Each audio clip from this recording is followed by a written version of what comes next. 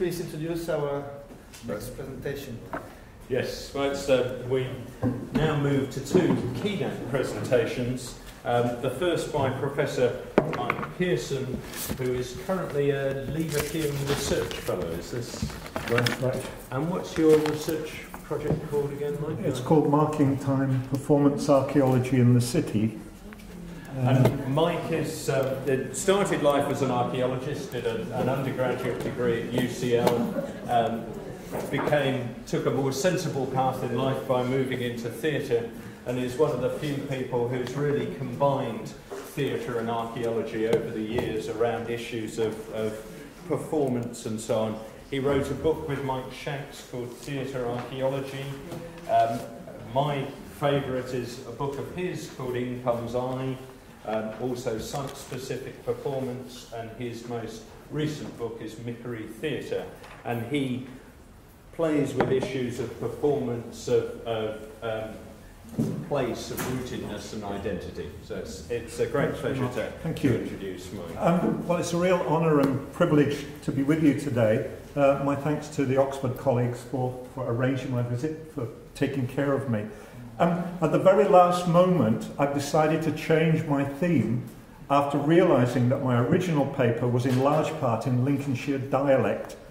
And I thought that would be unfair to, and impolite also to international colleagues, but maybe to all of you as well. So what I want to try and do today is to sketch the beginnings of a very simple model for suggesting potential performative engagements with landscape, which is, the model is expounded more fully in my book, Site-Specific Performance.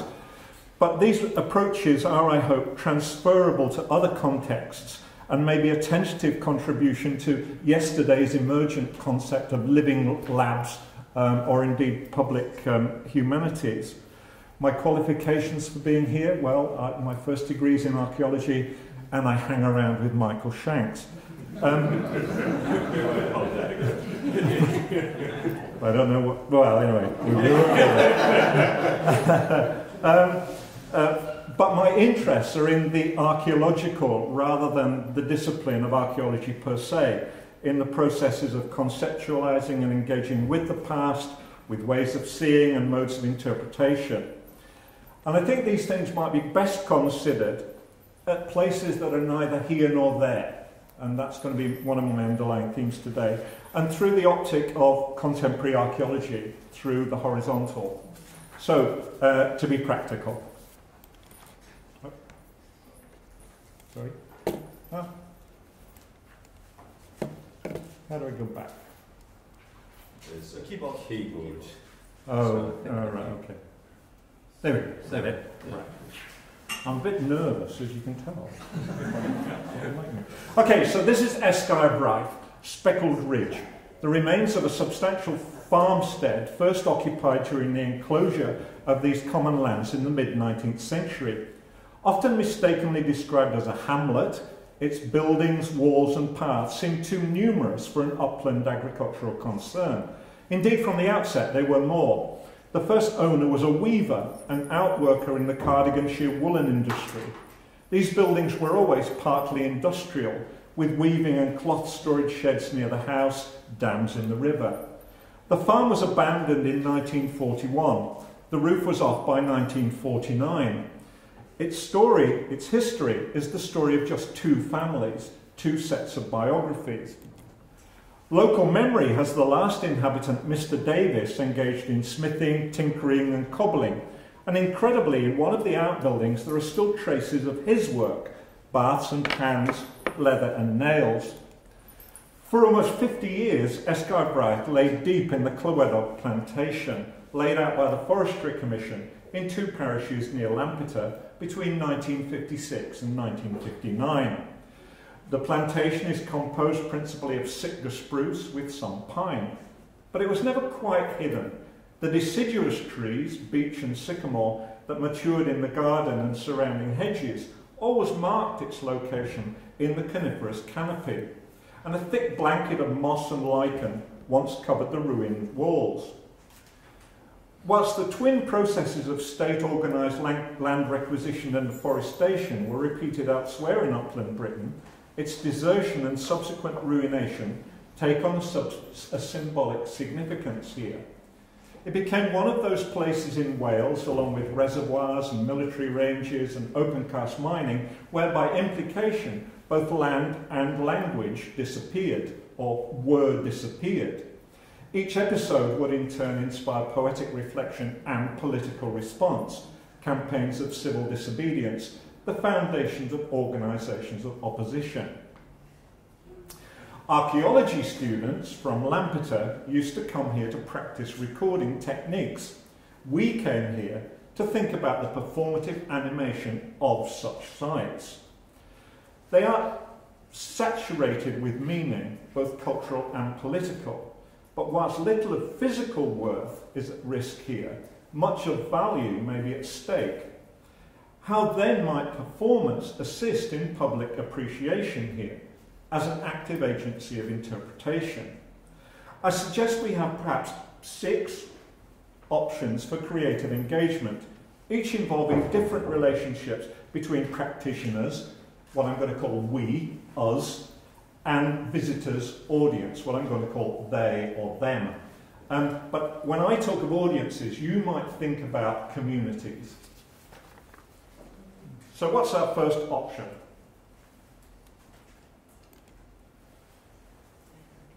They go, we don't.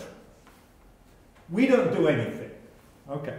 So we leave it as it is, facilitating access perhaps, but saying nothing, allowing the remains to speak for themselves, letting visitors address them in their own ways. For these tumbled walls are equivocal, serving as a backdrop or scenography for any narrative or fantasy that might be projected onto them, any knowledges and aspirations that might be brought to them, any interpretation that might be read onto and into them. For some, the response will be aesthetic and personal, the romance of the ruin. For others, the very ruination may be symbolic of cultural trauma that it seems to represent, with the deciduous growth representing a kind of dogged resistance. So, is it a pile of old stones to walk your dog over, or the defeated hopes of a nation? The visitor decides. Whichever, the senses are engulfed by the smells of decay, the textures of moss and dead leaves, the image of collapsed walls, fallen lintels, the gloom of forest shade. Here, the very processes of the archaeological are apparent. Mouldering, rotting, disintegrating, decomposing, putrefying, falling to pieces. Apparent too, that sense of the passage of time, of entropy, and of our own mortality too, perhaps, that the manicured sites of heritage culture often seem keen to disguise. Here one realises it was then, and it is now, and all points in between. And the visitor is aware that each surviving doorway was once entered, each window was once looked through. On this bleak hillside, where it will inevitably rain during your visit, people have struggled, survived, and lived a life. But what we might do with those people who go there without us is question them afterwards about their experiences, about their perceptions, about their modes of interpretation, to better appreciate the nature of the archaeological imagination, certainly how it's enacted in the popular imagination. Secondly, they go and we don't. But they are orientated and instructed by our maps, directions, instructions, or as last night, tasks. In these, we might order movement around the site, suggesting routes for walking and pausing. For instance, they could also recommend a kind of corporeal involvement with the site. Indeed, they might come to resemble choreographic scores or diagrams, the visitor as participant or performer.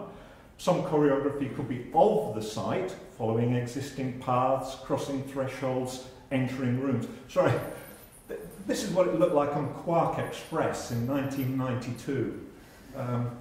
I think we'd be more sophisticated these days. We'd certainly get it on apps and so on. But equally, Equally, it could delineate unusual trajectories of movement, straight lines, circles, arcs, traversing the remains, revealing unexpected viewpoints, demanding altered physical stances and body attitudes, all of which might serve to unsettle the visitor, inviting her to look afresh at detail and at vista. And we might suggest not only where to look, but also how to look, in close-up, in long shot, with wide angle, as of course people have always done here. Or they go and we don't, but they take our guidebooks, texts that inform the phenomenological experience of being present there.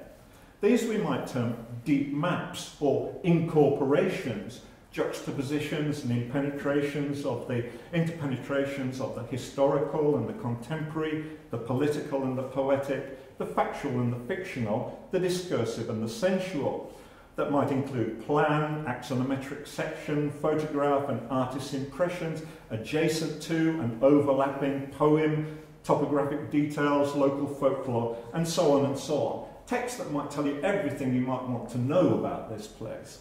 But their parts don't necessarily coalesce. They leave space for the imagination of the reader.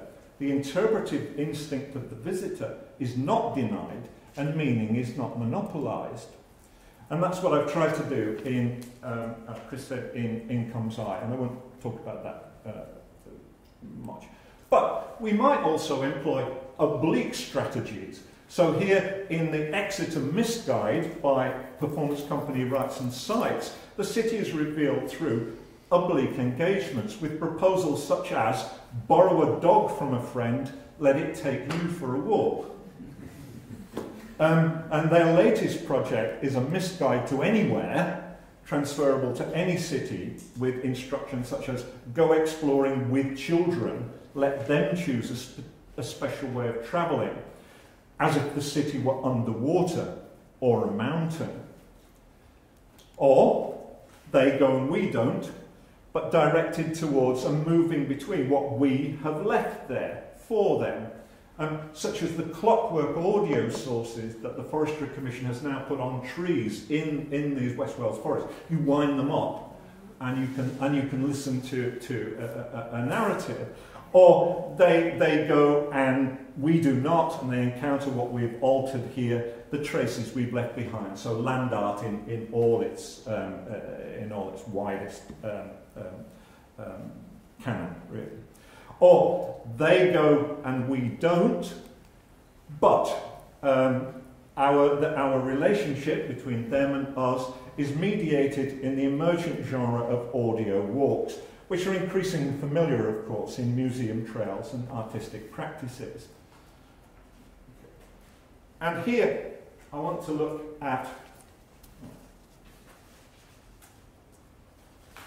one particular example. So this is one work that I created fairly recently. This is Carlands.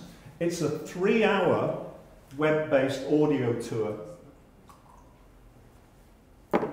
of a completely flat agricultural landscape in North Lincolnshire. And it's one example of the current vogue for audio walks. It's a guided tour of nowhere in particular. That's the idea. Okay. So, in the compositional approach, which combines text and specially composed soundtrack by composer John Hardy, I began with a series of interviews, often at site, on field trips with disciplinary experts, on visits with regional specialists and enthusiasts, ornithologist, museum curator, water bailiff, on visits with village history groups, and with local inhabitants, my own family members, and those who've lived and worked in these Carlands, the late Dennis Cosgrove's insiders perhaps, those who don't require a map to get around, farmers in the main. Recording voices of different ages, genders and accents, attempting in the texts to demonstrate the intimate connection between personal biography and the biography of landscape, between social identities and a sense of place, through concatenations of local observations and critical academic discourse. One of my principal correspondents was my father's cousin, the only person I found who'd ever lived on the water's edge here. She remembers her father pushing away blocks of ice to save the house during the snow melt of 1947. And I go back to 1947 again and again with older correspondence, and that pan-European experience just after the war. And she also remembered these peaty lands actually going on fire underground, and they would burn for a year underground. So that kind of detail. Archaeologist John Barrett was triply revealing. First, on this as an important Bronze Age landscape, completely buried.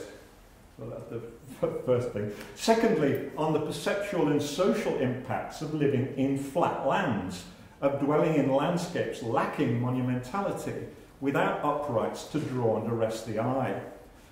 And thirdly, in his observation that as visitors to heritage sites, our threshold for data retention is surprisingly low, and that overload increasingly frustrates us and eventually sullies the experience. And I think John was involved in the Stonehenge interpretation project at that time. If you tell a visitor, Stonehenge is built in 4 phases, the first phase between 12 and so on, you're lost completely. And that's what sullies the experience. So Barrett favours equipping the visitor with tools for interpretation to augment and encourage their own innate ways of seeing, rather than providing lists of dates and periods of building.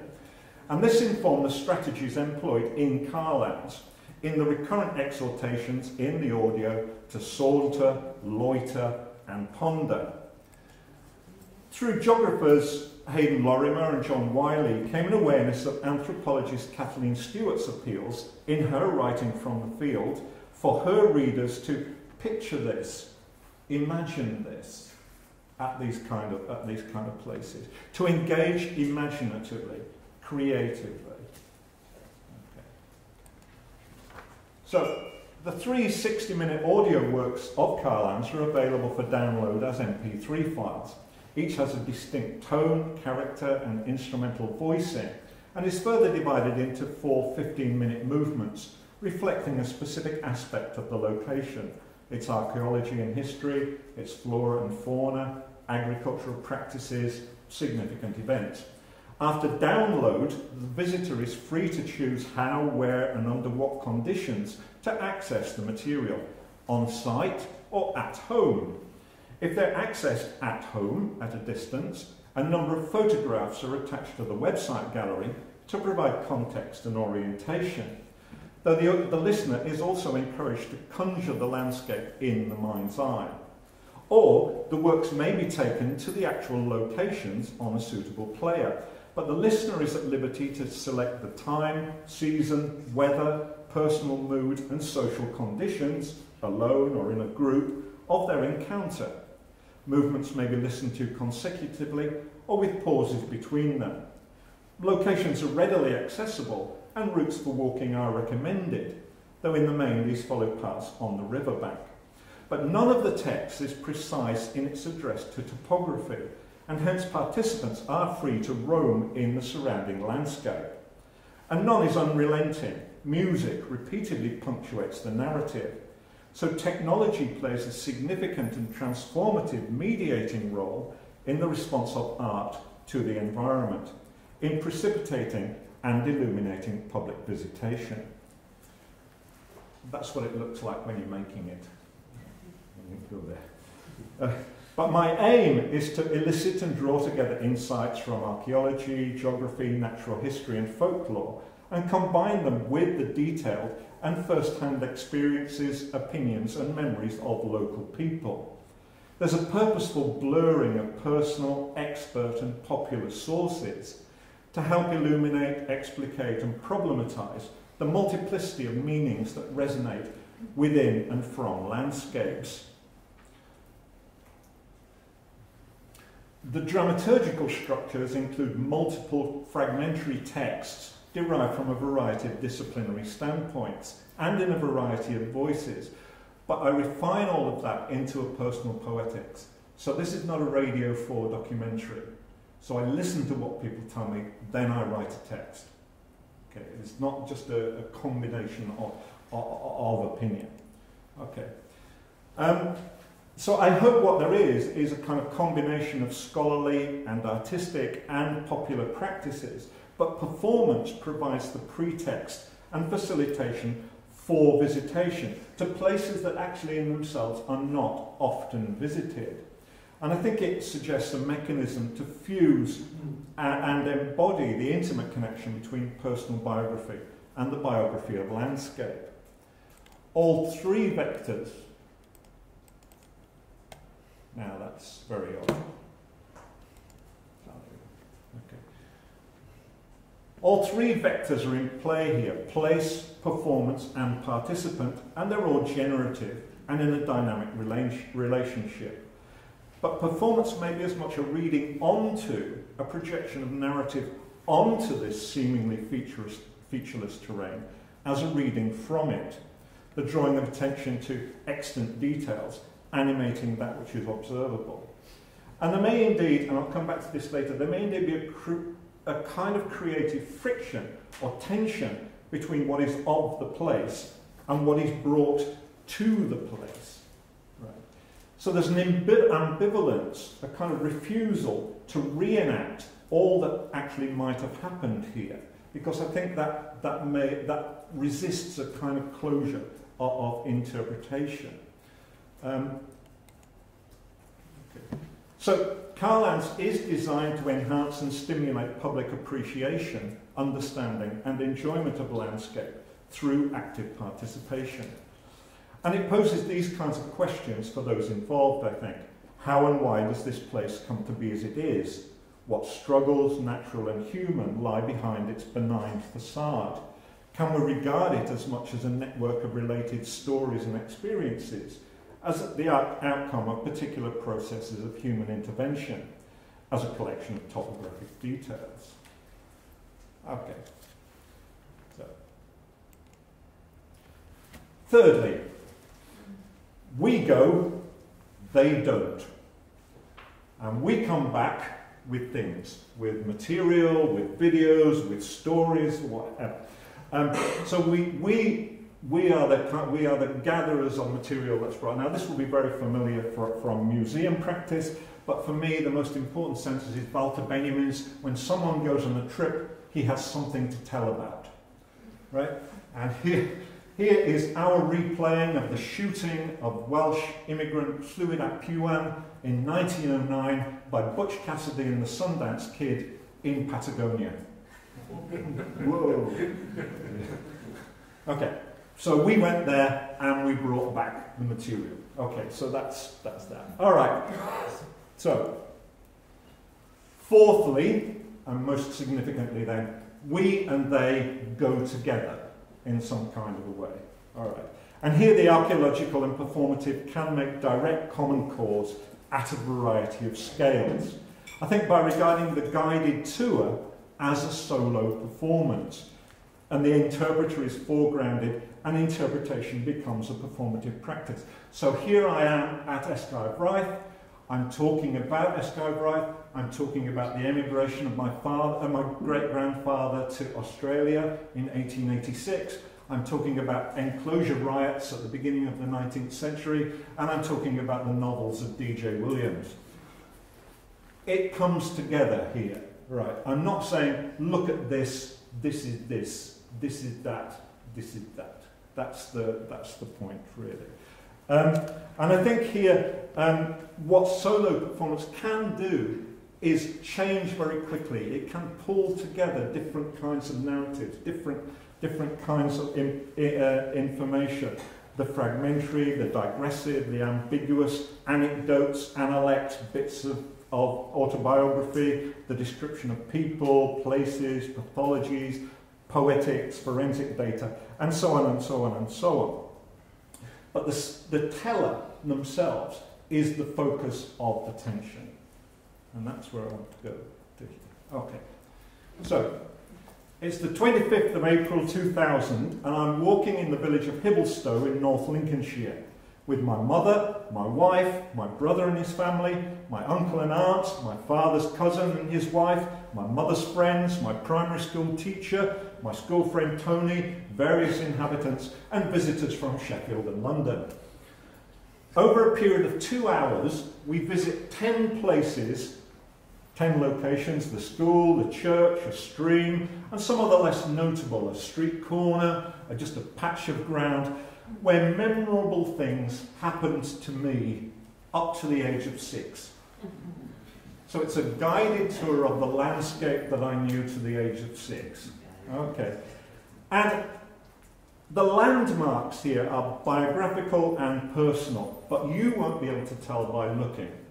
They can only be revealed through my stories in this place, right? And I do all kinds of things. I recall my great-uncle Fred, who as a child contracted polio and lived in a caravan at the bottom of the garden. I remember the dilly men, the people who collected the shit in the village and put it in a big vat before we had indoor plumbing, and so on and so on. Well, you'll know all of those things. And I sit on the step outside my grandfather's fish and chip shop, where I used to sit and watch traffic. And indeed, we did watch traffic in the 1950s, hoping that something would come along. Right, and I point out this that still survives, my great-grandmother's grave, that which has disappeared, the footbridge over the stream, the corrugated iron church hall, and that which has changed, the school gate now bricked over. And I recall friends long dead, I touch surfaces, and as I go on, my accent gradually gets thicker and thicker and thicker, until I suddenly find myself speaking dialect. Bah, she's slate duck, put snack on the door. Okay. But what I'm doing is I'm mimicking, I'm gesticulating and posing, I'm dramatising a familiar past, a familiar landscape. Each of my companions carries a small white booklet with two pages dedicated to each step. Well, we're all engaged in a performance called Bubbling Tom, a guided tour, as I said, of the landscape I knew to the age of 6, walking in, or as if, in 2 years either side of 1955. It's a site-specific performance on my own doorstep, in my own backyard, with and concerning the intimate landscape of childhood. And here the operational notion is the Welsh notion of a milltir square, the square mile. The idea that to the age of 6 or 7 we know 1 square mile in more detail than we're ever likely to know anywhere else, because we know in certain kinds of close-up, we know the best place for doing things, and I think as a pedagogical or a research inquiry, the square mile might be a very interesting notion to take, following conversations that I've been hearing. Anyway, okay. So, I have written and learned a long text, 2 hours of text. And yet, at many times, I cannot get a word in edgeways. People are constantly interrupting me to add to the story, to correct me. In one moment, my mother said, "It wasn't there, it was there, and it wasn't you, it was your brother." That's because there are always those who remember us better than we remember for ourselves, of course. And as soon as I stopped talking, they all started talking, because this is the landscape of their childhoods too, many of them. So these kind of containers of memory, that's what Fiona Wilkie called these particular places, have other kinds of resonance. But then what really began to interest me, and I won't go on and on here, is the way in which performance might stimulate and elicit other stories and become dialogic in the moment of its exposition. Now that's a difficult thing to deal with when you're desperately trying to remember this story, but nevertheless, you begin to realise that performance can be a mnemonic for other kinds of engagements with a place. And I won't go on and on, I've written a rather long thing here. But I guess what I'm doing, that's my mum. Sadly, she's dead now, but that's the only photograph of me and my mum. And I like that look on her face, which is like, what is he doing?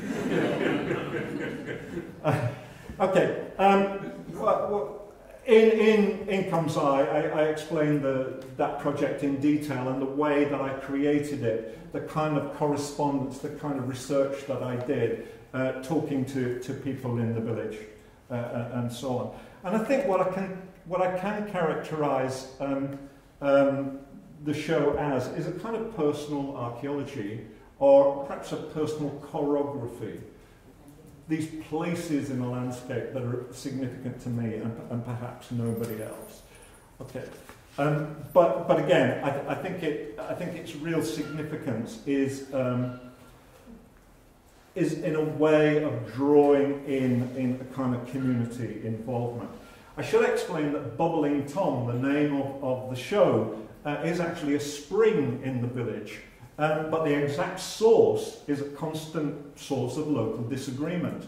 So the show ended with a group of rather elderly inhabitants all searching in the bushes for this spring and pointing to where they thought it might be.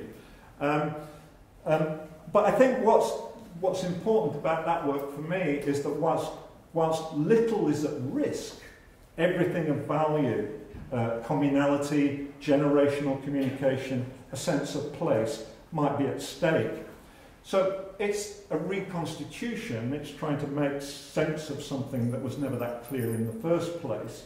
And again, I think, as I said, I think this notion of the dialogic is really important. And for you, I hope it might suggest ways of engaging with more auspicious places. Okay, that's just a very small... Anyway, so I realise that I haven't got much time. Okay, so that's how they and we might go there. Here's another way that they and we might go here. In a way that need not solely be about the site. So in 1994, my late colleague Cliff McLucas hauled 3 tons of scaffolding up to the farm at Aberystwyth to create 3 lives. A site-specific performance about 3 deaths. And basically what he did was, at that ruined farm, was he built 2 new houses that go through the farm. I don't know how he did it, these straight lines with the curved lines in the tree and so on. So you create 3 houses where there was only 1. Okay? And different narratives are told in each of those 3 buildings. Now, I think for us that's a key moment of how we can intervene into somewhere. And really, he did radically intervene here. He pushed scaffolding poles through walls and so on and so on. What are the implications at more auspicious sites? But none of these 3 stories that are told there are about the farm. One's about a murder in Cardiff. One's about the fasting girl of wherever in the late 19th century. And I think what he did was he took 1840 as a datum. One story was of the period and not the site. Another was of the site, not the period. And another was neither of the site nor the period. Yeah? But it's only in that way that you reveal the site. Yeah? Rather than saying this happened. This is not reenactment. Right? This is a way of opening things out. So it makes no attempt to reenact the million things that have happened here. And it may even be ambivalent to or in conflict with the site, as much as being congruent with it. But it is always aware of its nature as a contemporary act, as the latest occupation of a place where previous occupations are still apparent and cognitively active. So it's a conflation of what pre-exists the work and what is of the work. A friction of what is of the place and what is brought to the place. Okay, and it's in that friction where interpretation might reside. Okay, well, let's go on. Okay, well, what else might we do? Fifthly, them and us linked in some way. So this is a performance that we made with local radio. I walked for 5 miles across a landscape that was enclosed in the early 19th century. At the same time, the local radio station was playing a 1-hour documentary about this that we pre-made. My voice was relayed live from the mountain to a satellite to the radio station and played into radio program. You got that? Sort of, okay. But the only way you could hear me was on the radio. So even if you went out there on the mountain, you'd have to have a radio, because I wouldn't be acting in that kind of way. And well, it was a disaster. Because my big disappointment was that the helicopter couldn't fly. So the idea was that I would walk for 5 miles and a helicopter would hover over me and light me across the landscape for 5 miles. Unfortunately, the weather where he was made it impossible for him to take off. So there's always a sense of hubris about these kind of landscape works. So let's remember that. But nevertheless, okay, that kind of combination of technology, now of course that's some years ago now, and we can imagine how that might work with mobile telephony in all kinds of work. And I think it does mean this new, the onset of the digital, does mean that we might even address places like this where we are never going to be able to go, unless you've got £50,000 to travel on the Kapitein Khlebnikov. So this is the Shackleton Hut at Cape Evans. Okay, so these places that have been restored for millions and millions and millions of pounds that none of us are going to get to go to. All right, but how can we engage with them? And there's a three-dimensional swim around thing on the website. You know, how can we integrate that? How can we think about being in a place that we will never get to through digital technology? Sorry, I'm aware of. Are you still with me? Sorry, I'm rambling a bit here. Okay. Sixthly, how might we become directly involved together for mutual benefit in forms of implementation? Because this is what Eskivraith looks like now. So this Sitka spruce was a cash crop, and it's been cut down. So these places in the landscape that we thought had disappeared, had been submerged, have suddenly re-emerged in the landscape. How might we engage with them? How might we engage with them together? One option might be to think about working with the Forestry Commission to redesign this landscape completely. What about creating kind of trails through the landscape that visit these places? Yeah, but those trails being shaded in deciduous plantation, because the Forestry Commission now must do that. Yeah. How could we think about that, working with local people and so on? So I think it presents us with a quandary, but it also presents us with an opportunity. But these places are neither so exceptional nor so old that their kind of recording is of paramount importance. But I think they do posit for us fundamental questions about what might be recorded here, but more importantly, how we might really engage with them. These places that actually don't have an intrinsic value, yeah, and that we might really be able to engage with in quite serious artistic practices. And I think what they might be then is a living lab. We could regard these kind of places that are nowhere in particular, that nobody's really bothered about, to think about engagements that might then possibly be transferable to more fragile situations. So, well, at the culmination of the Arts and Humanities Research Council Landscape and Environment Programme, we could recommend performance as an interpretive and representational practice that might, and these are the kind of proposals we make. First, it might precipitate rapid shifts in viewpoint, attitude, and emphasis in attention to and account of the nature of places. Secondly, it might elide regional and local knowledge, drawing together and combining narratives from popular sources with academic perceptions and bureaucratic data sets to better reveal the imbricated nature of landscape, the entanglement of place, human subject and event, the contested relationships between design experience and identity, in forms where meanings may be sequentially and simultaneously presented, represented, questioned, inverted, and invented. It might embrace aspects of other disciplinary insights, stances and knowledges, both phenomenological and canonical, within accessible frameworks of exposition, in helping to describe the complexities of places.